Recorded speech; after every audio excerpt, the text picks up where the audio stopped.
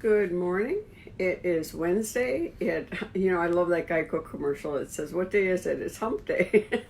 My husband and I love those Geico commercials. High five. Let's go up a little bit higher with the Lord.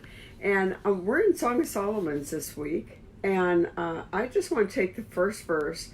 I was telling you that this is about Jesus, the bridegroom, and the bride of Christ.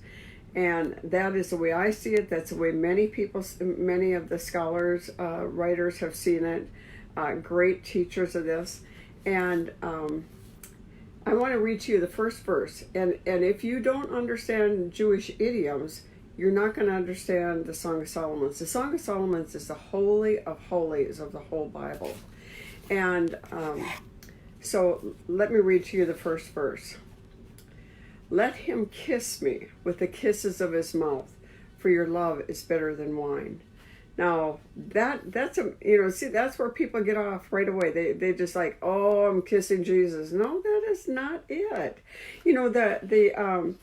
Let's take the verse apart. Let him. This is asking the Father to awaken Jesus' passion in her. To awaken the passion in her. That's one thing the church is lacking right now. That's one thing that the intercessors are lacking right now is the passion. The passion. John 16:23 says, "In that day you will ask me nothing. Most assuredly I say to you, whatever you ask the Father in my name, he will give it." And here's what it takes you back to. Let him kiss me with the kisses of his mouth. Now, in Deuteronomy 8:3, for 3,000 years, the rabbis refer to the verse as the kisses of his mouth. In this verse, as the kiss of his Torah, the kiss of his Torah. So let's read Deuteronomy 8:3b. And he did it to teach that the people do not live by bread alone, but by every word that comes from the mouth of God. The kisses of the mouth, the words that come from the mouth of God, release the word of God, and it tenderizes our heart so that we can love God.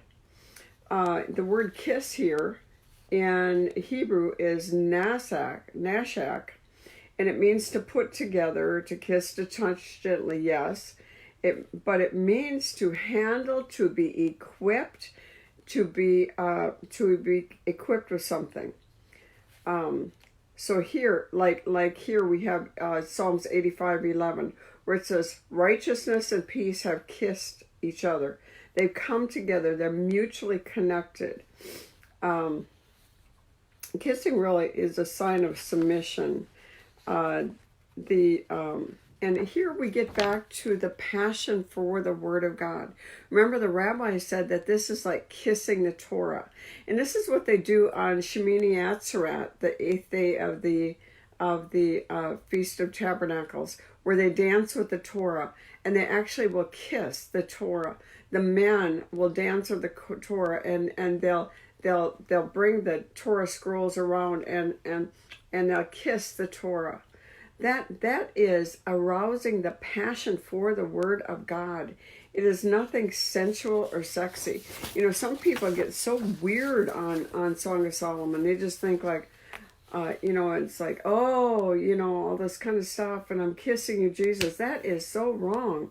Jesus is the Word of God, and we're talking about let him just arouse the passion for the Word of God. Let the Word of God just excite me today. Let's look at it that way. I had a friend, I have a friend, she's still my friend, Ginger Usher, from up in the Cleveland area.